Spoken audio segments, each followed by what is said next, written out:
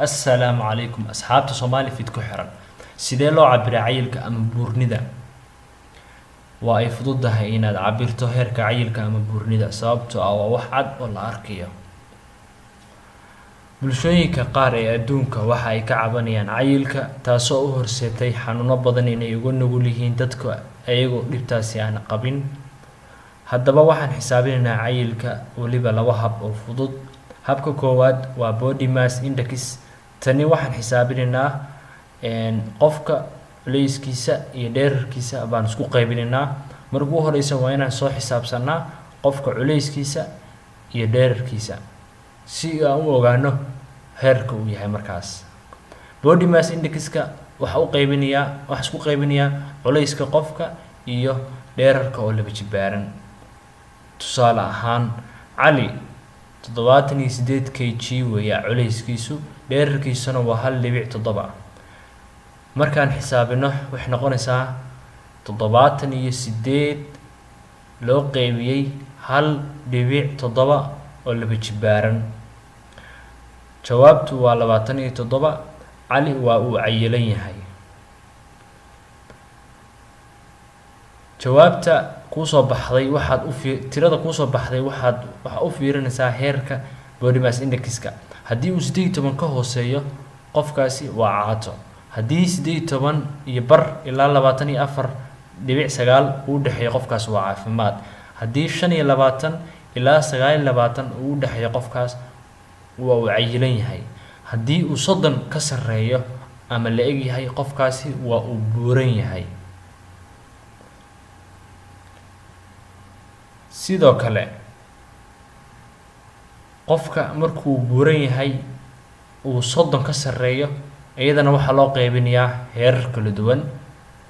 waxa kamid ah heerka koowaad waxa weeye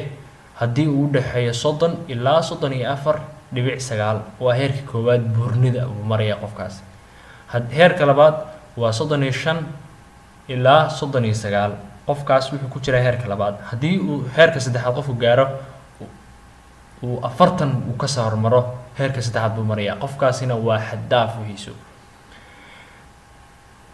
habka labaad waa waist circumference habkani waxa si toos ah loo cabirayaa baruurta anagoo adeegsanayna cabirka caadiga ah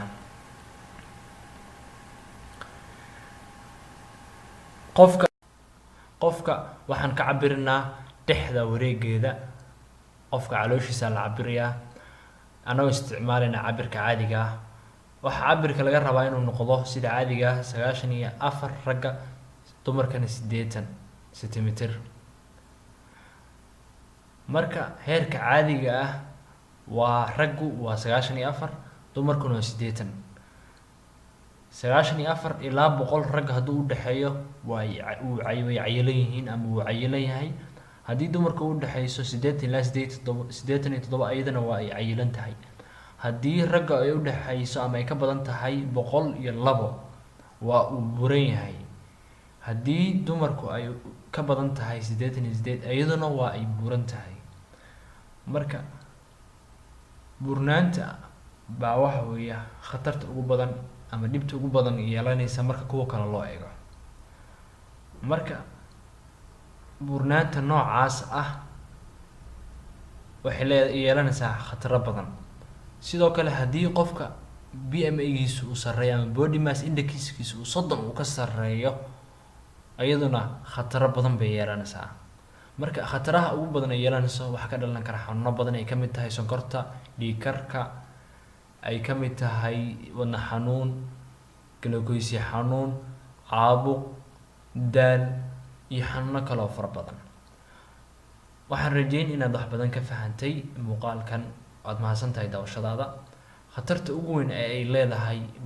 buurnaanta ama buurnida muuqaalkaas oo dhameystiran waxa kala socotaa description-ka hoose baad ka helaysaa linkigiisa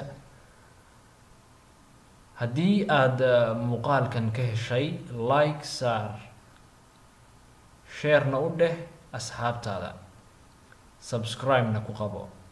waa mahadsantahay